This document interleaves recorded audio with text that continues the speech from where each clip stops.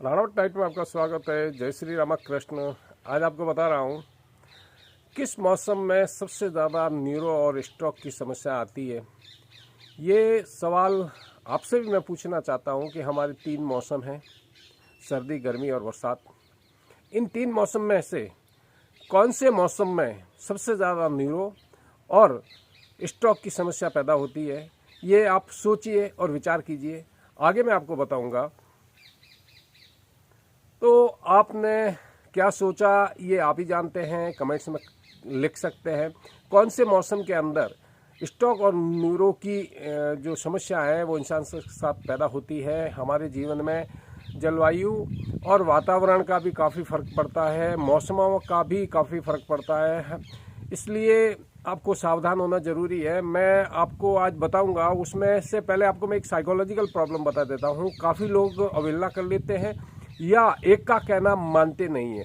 विश्वसनीयता तब होती है, मान लीजिए आप किसी के घर का जो घी खरीदते हैं और आपने कह दिया कि उसके घर का घी बढ़िया है, पर हर कोई मानेगा नहीं। उसके लिए किसी दूसरे आदमी से पूछा जाएगा या दूसरा आदमी घी खरीद के लेके आएगा, तो विश्वसनीयता प्रगाढ़ हो जाती है। ठीक ऐसे ही मेरा यहाँ पे इस वीडियो के अंदर जो कहना है वो उससे संबंधित मैं आपको एक न्यूज़ भी बताऊंगा जिसमें रिसर्च हुई है कि कौन से मौसम में क्या प्रभाव पड़ता है। ये सब जानने से पहले अगर आप मेरे चैनल पर नए हैं, चैनल सब्सक्राइब करें, वीडियो लाइक करें, अधिक से अधिक शेयर करें। मैं डॉक्टर विनायक सिंह राणावत, साइकोलॉजिस्ट और डाइटिशियन, आज आपको बता रहा हूँ हृदयघात, पक्षाघात जो एक स्ट्रोक के रूप में आपके पास में आता है। आप हर गांव गली देखेंगे तो आपके आसपास में लकवे के रोगी बढ़ते हुए मिल जाएंगे, पक्षाघात के रोगी मिल जाएंगे। हो सकता है कोई एक अंग रह गया हो, शरीर के नीचे का भाग भी रह सकता है, या हाथ या पांव एक भी काम करने में बाधा आ जाती है तो वो निष्क्रिय हो जाते हैं। इसके बारे में आपने अगले वीडियो में देखा होगा और मैं निरंतर दूसरे वीडियो देता रहूँगा, आप देखते रहिए। तो आज आपके दिमाग में सवाल सबके अलग उठे होंगे, हो सकता है मत प्रतिशत सबके अधिक अच्छे भी आ सकते हैं। सर्दी का मौसम एक ऐसा है जिस मौसम में व्यक्ति को सबसे ज़्यादा स्ट्रोक, न्यूरो की समस्या का सामना करना पड़ता है। उसके कारणों को मैंने काफ़ी वीडियो में बताया और आगे भी बताता रहूँगा, आप देखते रहिए। तो आज आपको ये जानना ज़रूरी है कि सर्दी के मौसम में किस प्रकार से ये स्ट्रोक आते हैं, उसका कारण क्या है। सीधी सी गणित है, आपको 2 चीज़ मैं बता देता हूँ। एक तो शरीर में धमनियाँ होती है, वो सिकुड़ जाती है ठंड की वजह से। दूसरा होता है कि हम पानी कम पीते हैं सर्दी के मौसम में, तो उस समय भी शरीर में खून में गाढ़ापन हो जाता है, जिससे आगे हृदय में जो आगे धमनियों के द्वारा रक्त पहुंचाने में बाधा आती है। और अगर आपको यकीन नहीं है मेरी बात पर, तो इस वीडियो में जो अब एक न्यूज़ में आपको बता रहा हूं, जो रिसर्च है, आप ये सुनिए। दैनिक भास्कर, नई दिल्ली, 29/10/2024। World stroke day. ठंड का मौसम आते ही बढ़ जाते हैं स्ट्रोक के मामले। खून की धमनियां संकुचित होने से बढ़ता है खतरा। स्ट्रोक और न्यूरो से जुड़ी बीमारियों के मरीज 5 साल में 80% बढ़े। शरीर में कमजोरी, याददाश्त में कमी, शरीर में कंपन, मांसपेशियों में बदलाव नजर आए तो लक्षण न्यूरोलॉजिकल है। यदि आपके परिवार में किसी सदस्य के शरीर में कमजोरी, याददाश्त में कमी, शरीर में कंपन, मांसपेशियों में बदलाव नजर आए तो ये लक्षण न्यूरोलॉजिकल बीमारी के हो सकते हैं। राजधानी में बीते 5 साल में ब्रेन स्ट्रोक और न्यूरोलॉजिकल बीमारियों के मरीजों की संख्या में 80% तक इजाफा हुआ है।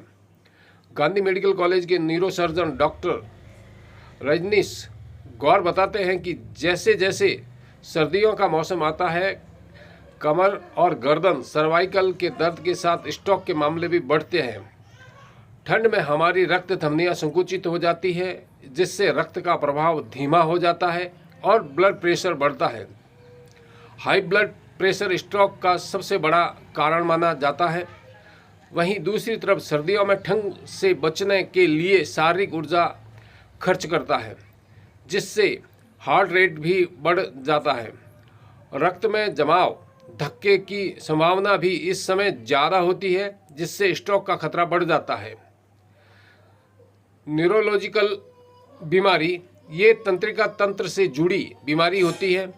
यह मस्तिष्क, रीढ़ की हड्डी और नसों का प्रतिकूल प्रभाव डालती है। इसमें मिर्गी, epilepsy, Alzheimer, Parkinson, migraine, stroke, multiple sclerosis और जैसी सब गंभीर बीमारियां भी शामिल हैं।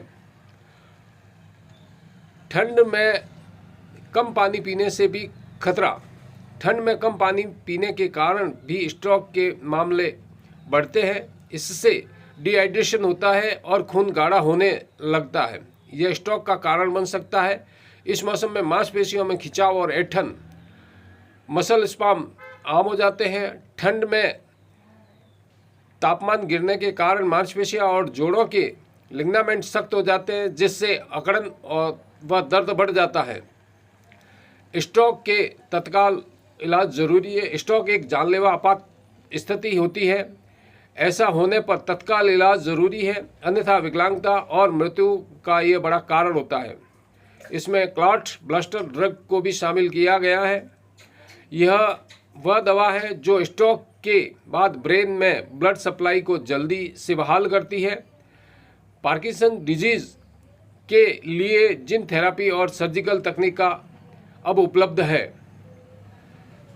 आप देखिए कि इसमें बताया गया है कि जो साल, मरीज, वृद्धि और प्रमुख बीमारियां 1919 में 12,500 थी, वहां पर माइग्रेन, मिर्गी और पार्किंसन थी।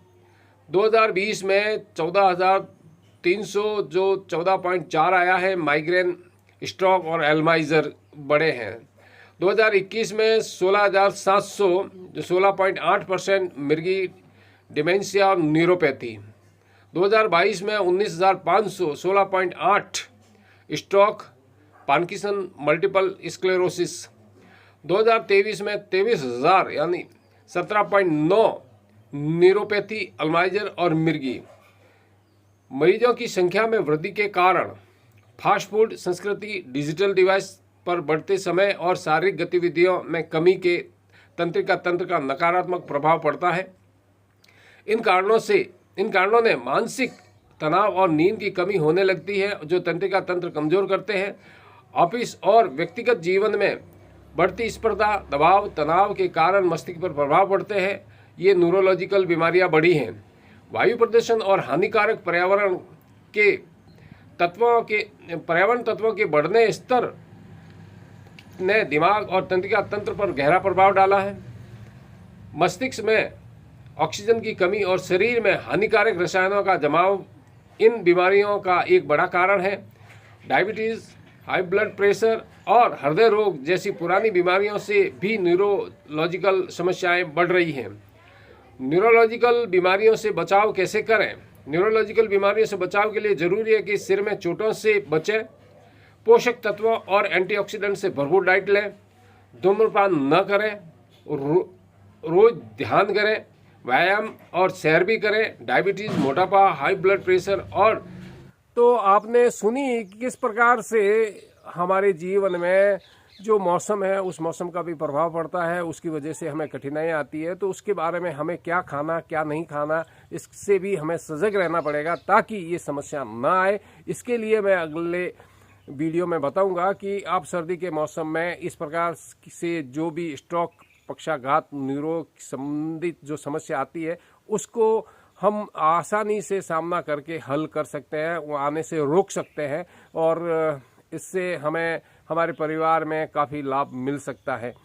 अगर आप कोई टिप्पणी करना चाहेंगे तो सार्थक टिप्पणी का जवाब दूंगा। मिलते हैं नए अपडेट वीडियो में, तब तक के लिए जय हिंद, स्वस्थ रहे, मस्त रहे।